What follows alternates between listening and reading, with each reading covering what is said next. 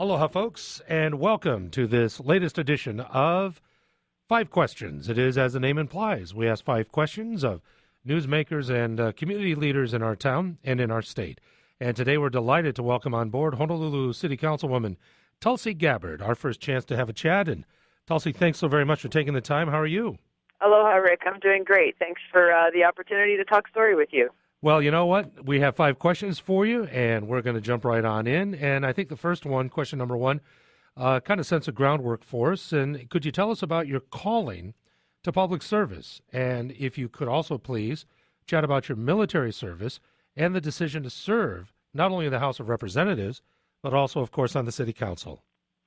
Sure, absolutely. I know my family relatively well, and I come from a family of five kids, and my parents raised all of us with a very strong ideal and value, really giving a strong importance on the value of service and thinking of others, putting others before yourself in whatever line of work that we ended up in.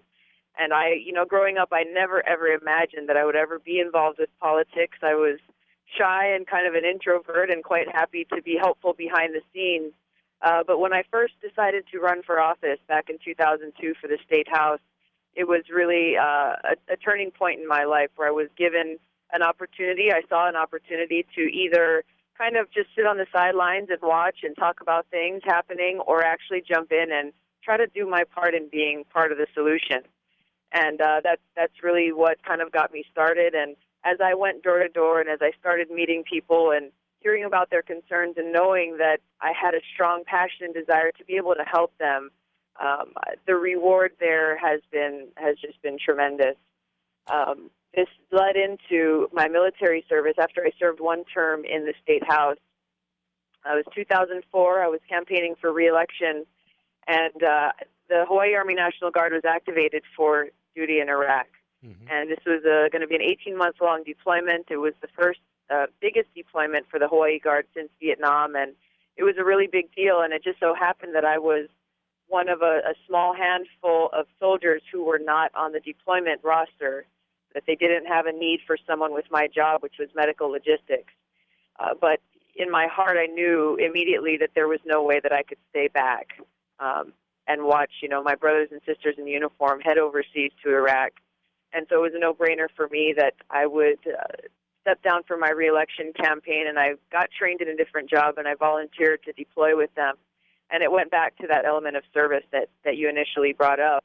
I asked myself, how can I be of best service? And really at that moment, that was it. And I never regretted that decision at any time. It's often said that age is just a number, but it's very unique that your service in the House found you to be the youngest serving member of the House of Representatives. What did you take away from that initial years of service at quite relatively a young age? Yeah, well, I was 21 when I ran for office, and I really didn't think it was an issue at all. But when I started knocking on doors and talking to folks, they looked at me like, you're 21 years old. Don't you have a party to go to, or you have something else that you'd rather be doing than standing here at my door asking for my vote? Right. And that wasn't something that even dawned on me because it was really just about service, and the age or kind of what the norm was really didn't have an effect on me. And I found that as I went through, was elected to the state legislature, and really felt the gravity of the responsibility of representing people and helping to care for them and care for their families. And I believe that I was successful in the state legislature because of that focus on service, that I knew that it was not about me, that I was just the vehicle, to play that one small part in the community to take action and get things done. And I earned the respect of my colleagues because of that. I think when I came in, there was that same skepticism of who does this kid think she is, but really seeing the passion for service and the desire to get things accomplished, to improve our community, even in small ways every day, really, really helped work things out. We're enjoying our conversation with Councilwoman Tulsi Gabbard joining us for this edition of Five Questions.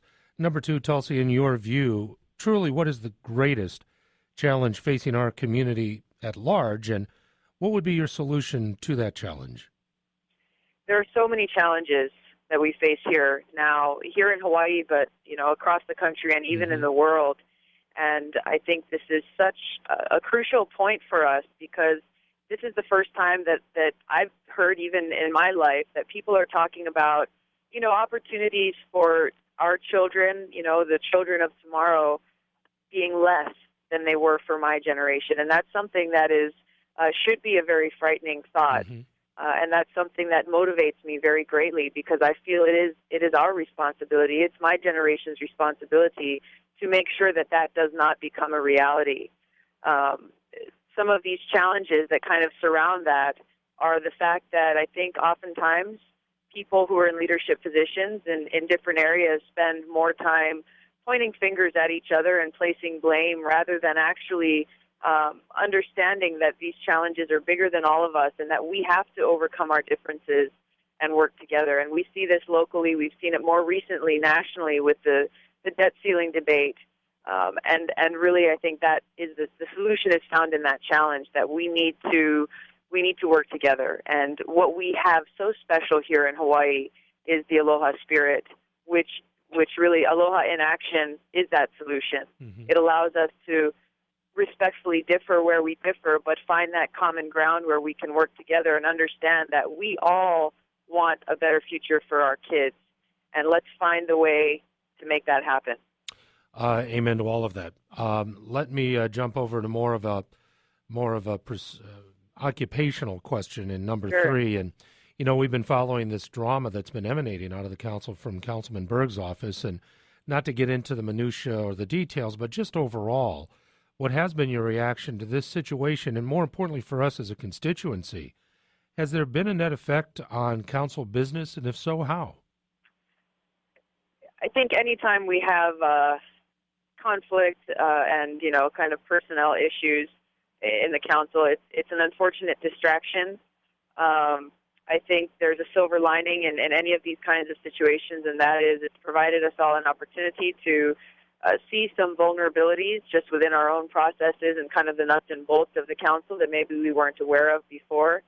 And again, it's an unfortunate thing, and I think it's important. We have been focusing on making sure that the people's business is not inhibited in any way, and that this is not distracting us from the real work that has to be done. Our question number 4, Tulsi, has to do with HART, and this is in the news yesterday, making news again with their revisitation of the Ansaldo contract due to that particular company's travails. But could you please break down where we are now with the rail project and this situation as you see it? What's your take and your forthright, honest assessment about the project at large? Sure. Just generally speaking, kind of where we are when this was passed and the majority of voters voted for it. I think that was kind of the turning point for the rail project, saying that now that HART's in place, what the council's role is has obviously changed, but it's incumbent upon all of us to keep a very close eye on all of these changing dynamics with the project. It being the biggest public works project that we've ever had, it's not something, there is no part of this project that we can really brush off, no sweat. So with this issue coming up with the rail cars, there are a lot of really crucial questions that need to be asked of the company and need to be really looked at closely. And I think HART is doing that.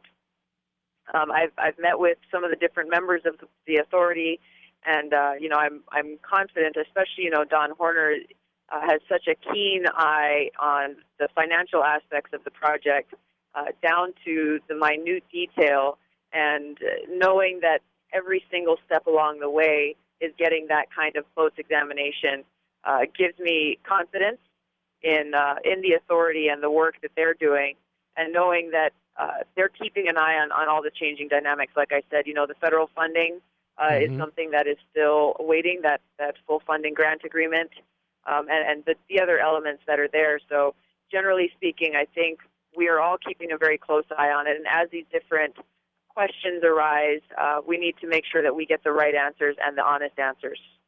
Did you have any reaction to the op-ed piece that Governor Ben and others had submitted? I read it, and we also got a copy of the letter that they had sent to the mayor and copied the city council on. Mm-hmm. Those are questions that I've asked prior to the formation of HART, and questions that have actually already been addressed as far as any possible conflicts, as well as the change in the route. So I had felt satisfied with the answers that I had gotten, a few months ago when I first came on to the council. Mm-hmm. We're talking with Tulsi Gabbard, City Councilwoman, with this edition of 5 Questions. Truly enjoying our time together.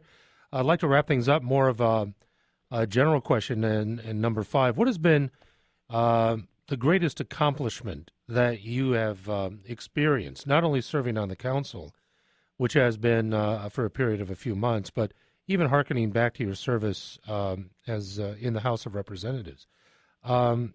Just kind of reflect back for a moment, if you wouldn't mind, Tulsi, and then after that, as a councilwoman, what are the 2 top priorities that you'd like to see accomplished in the near future? Sure, Rick. Thank you. That's a great question, and it's one that I smile when I answer, because going back to when I was in the state legislature and even now on the city council, I've been blessed to have a great team of people. I've got a great staff who I have the opportunity to work with, and my philosophy that I've shared with them through my different areas of service have always been, how can we best serve all the people of Hawaii? And, so when we get a phone call from someone who's in Kaneohe or the North Shore or in Chinatown, it really doesn't matter. Our goal is how can we take action to try to help solve that problem? And so looking at accomplishments, to me, the accomplishments are not so much about, well, I've passed X number of bills or added this many pages to our ordinance or law books. Mm-hmm. It's more about how are we really making a positive impact on people's lives, both on a day-to-day basis and in the big picture. And sometimes those accomplishments mean there are certain pieces of legislation that we've stopped from becoming law. Mm-hmm. Sometimes those accomplishments mean, when Auntie Jo calls and she's just overjoyed that her potholes in her street have finally been filled after waiting for 10 years. And it's these kinds of really, they're not small victories, because, to the people who live there, they're huge. Sure. And that's what I've really enjoyed about working on the city council, but at all levels of government. The same thing when I was working with Senator Akaka in Washington, is just that opportunity. And it's such a wonderful opportunity to have that positive impact and to serve people and see that smile on their face when they are, even just a little bit, their hope in government and the real true role of government as public servants is restored. And that's really my mission is, as elected officials, our mission is to serve people. Mm-hmm. That it's not about us, and that's what I hope to do every single day. I also understand that when you do put a priority list together, there's usually 1 or 2 items that would stand out to say, listen, this is what I really want to address. Sure. And in your priority list, Tulsi, what would be the top 2 items? I think number 1, people across the state would agree that jobs. We need to stimulate our economy. We need to provide opportunities for our people to be able to have good jobs and stay here at home. And that's really one of my top goals on the city council, is to see how can we work as partners with the different sectors of the community to be able to provide that economic opportunity. I think too much in the past, and even now, people see government, and it's not just a perception, sometimes it's reality, as being more of a blockade or a challenge to overcome, rather than us trying to work in partnership with members of the business community and even the nonprofit sectors who are trying to do different things. And so that's really, I think, the number 1, is to try to provide those economic opportunities and work more in partnership with, rather than sometimes in opposition to. One of the ways specifically that I'm doing that now is we're putting on a Sister City Summit next month in September in conjunction with the Asia Pacific Clean Energy Summit. Mm-hmm. And the goal of this summit really is to bring some tangible results to some of these, what have previously just been ceremonial sister city relationships, and provide some real economic opportunity, some educational opportunity and exchange between these other cities and counties and countries that we've already established relationships with.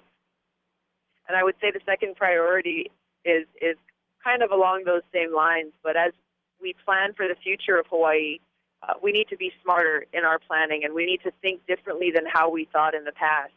And one of the ways that we need to do that is look at our natural resources here. How are we using them to their fullest potential? And everything from, looking at our trash and how we can use that and see it not as trash, but actually as a resource that can be used for energy or for other things. The same thing with our wastewater treatment, which we're looking at right now, is what worked and what made sense 10 years ago may not be the best plan and the best option today, as well as planning for the future. And that's something that I'm very, very focused on, is really taking advantage of our resources here and having a more sustainable community for the future. Can't tell you how much I've enjoyed our conversation. I certainly hope that we'll be able to do it again on a more regular basis. Go right ahead. Sorry. No, thank you, Rick. I enjoy talking with you always, and appreciate the opportunity to share a little bit about what we're doing with you and your listeners. Excellent. Give our very best to your family, and we'll talk soon. I will do so. Thanks so much, Rick. Aloha. Thank you much. Aloha. Bye now, Tulsi. Bye.